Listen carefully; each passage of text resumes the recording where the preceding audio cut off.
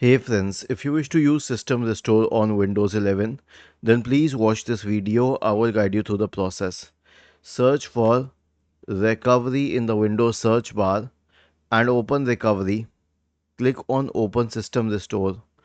And then, if System Protection is not enabled, then you will have to configure that part first because without it, it won't work.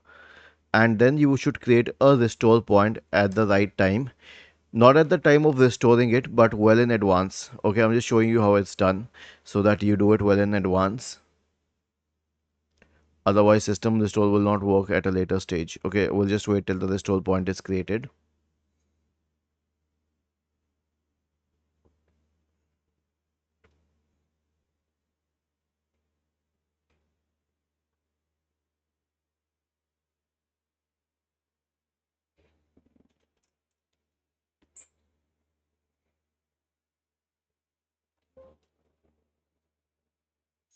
Once the system restore point is created, click on Open System Restore, click on Next, choose the good restore point, select Next, Finish, and then finally click on Yes. Was this helpful? If yes, then please subscribe to the channel.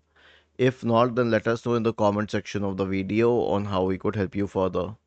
Thank you for watching this video and have a nice day.